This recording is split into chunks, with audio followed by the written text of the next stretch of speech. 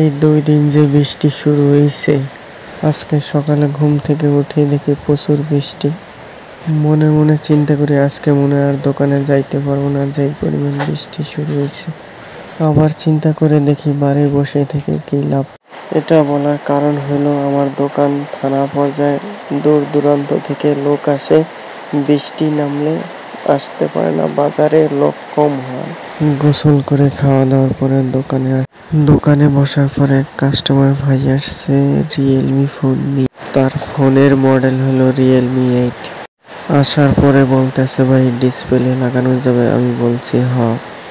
কাস্টমারকে বললাম ভাই আপনার ফোনে 2 ক্যাটাগরি ডিসপ্লে হয়, একটা হলো আইপিএস আর একটা হলো সুপার অ্যামোলেড।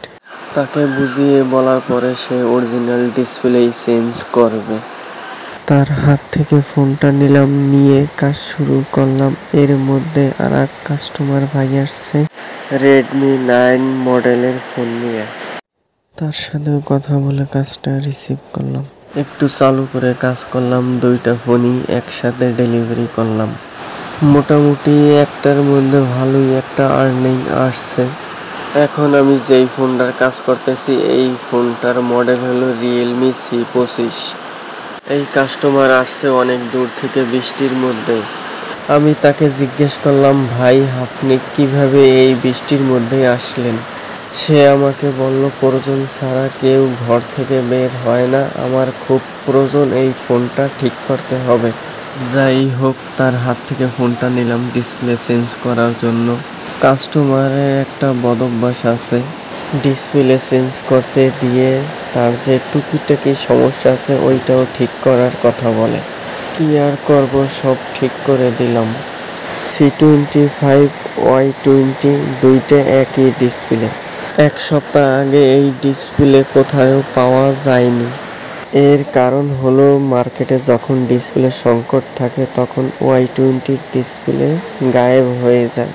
কিন্তু একটা জিনিস আমার কাছে খুবই ভালো লাগছে, ডিসপ্লের দামও বাড়ছে, মালের যে কোয়ালিটিগুলো খুব ভালোই করছে। আমি এই ক্রাউনের ডিসপ্লের নাম দিছি সান্ডা। কফিলের ছেলে যেভাবে সান্ডা ছাড়া ভাত খাইতে চায় না, তেমনিভাবে ক্রাউনের ডিসপ্লে মার্কেটে না থাকলে আমার কাছে ভালো লাগে না। আপনারা আবার বলতে পারেন এর চেয়ে তো ভালো ডিসপ্লে আছে, কিন্তু এখন পর্যন্ত অ্যাভেলেবেল না।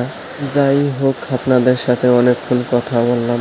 আমার যদি কোনো ভুল হয়ে থাকে তাহলে ক্ষমার দৃষ্টিতে দেখবেন।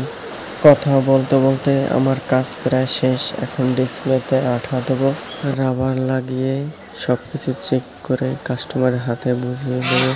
সবাই ভালো থাকবেন, সুস্থ থাকবেন, আমার জন্য দোয়া করবেন। আল্লাহ হাফেজ, আসসালামু আলাইকুম।